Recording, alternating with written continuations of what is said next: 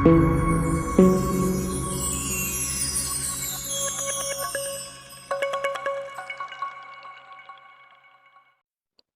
से लिखी बातों को दिल तक पहुंचाता हूँ। कभी कविता तो कभी कहानियां सुनाता हूँ। मेरा नाम है स्वप्निल।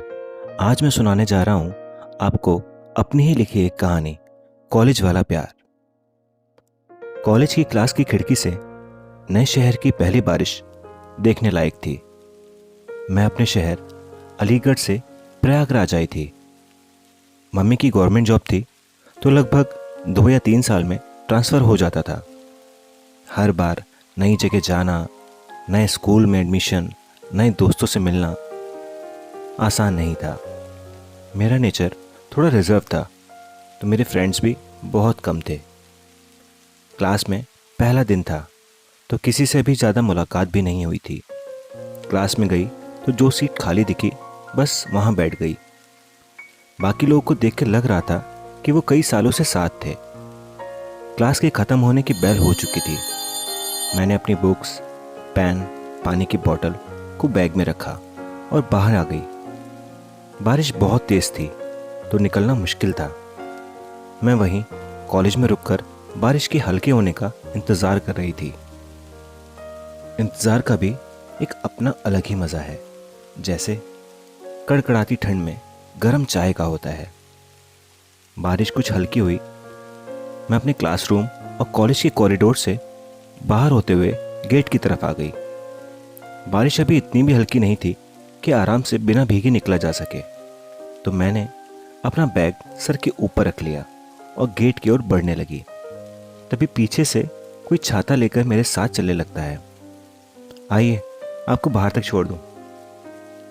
वो पहली बार था जब हम दोनों एक दूसरे से पहली बार मिले थे। मैं और वो लड़का जो जाने कहाँ से आ गया था। उसने मुझे गेट के बाहर खड़े ऑटो तक ड्रॉप किया। मैंने कहा थैंक्स और वो चला गया, और मैंने भी ऑटो वाले को चलने के लिए कह दिया। अरे मैं भी कितनी पागल हूँ, मैंने उसका नाम तक नहीं पूछा। कम से कम नाम तो पूछ सकती थी, कौन था, कहाँ से आया था। अब इतने बड़े कॉलेज में वो फिर कहाँ मिलेगा, ऐसे कई सवाल मेरे मन में थे। खैर, अगले दिन मैं फिर कॉलेज गई तो वही लड़का मुझे मेरी क्लास में दिखाई दिया। मैं पिछले दिन की तरह अपनी उसी सीट पर जाके बैठ गई जहां मैं एक दिन पहले बैठी थी।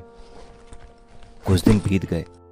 हम बस रोज एक दूसरे को देखते और दूर से ही स्माइल देकर निकल जाते थे। हाँ, हालांकि मैंने उसका अब नाम जान लिया था। उसका नाम दिव्यांश था। फिर एक संयोगवश कॉलेज के किसी प्रोजेक्ट के लिए अलग अलग ग्रुप बनाए गए। मैं और दिव्यांश एक ही ग्रुप में थे। कॉलेज प्रोजेक्ट के कारण हम दोनों का मिलना जुलना बढ़ता चला गया। कभी 7 घंटों बैठकर प्रोजेक्ट बनाते थे। कॉलेज की कैंटीन में एक साथ घंटों बैठकर बातें करते थे। नंबर भी एक्सचेंज हुए।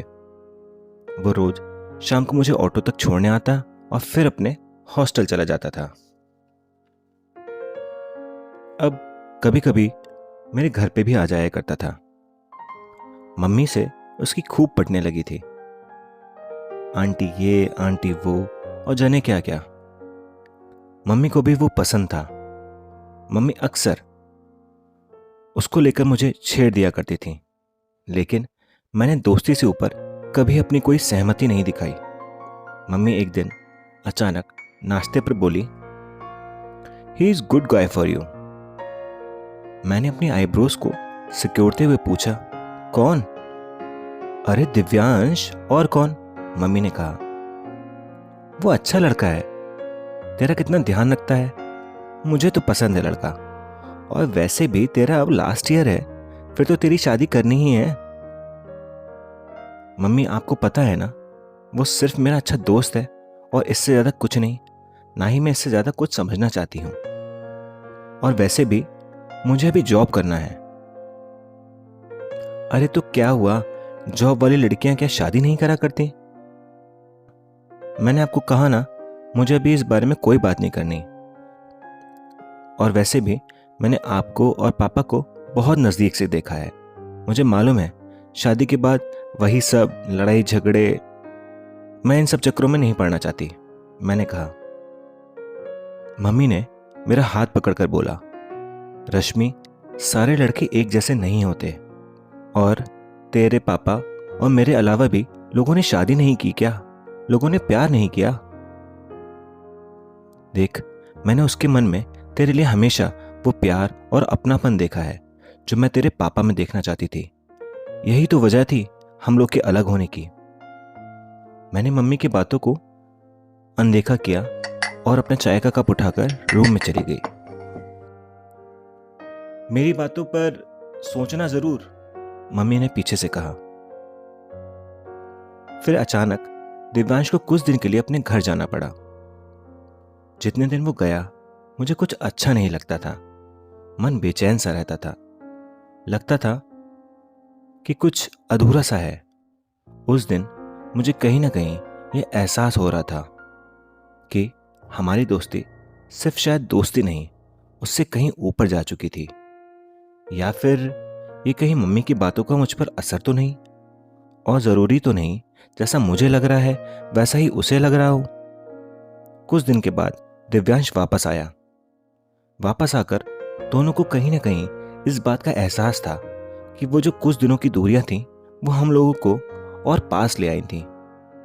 अचानक उसने मेरा हाथ पकड़ा और मजाक करते हुए बोला, जैसा कि उसकी हमेशा से आदत थी, क्यों नहीं रह पाई ना तू मेरे बिना?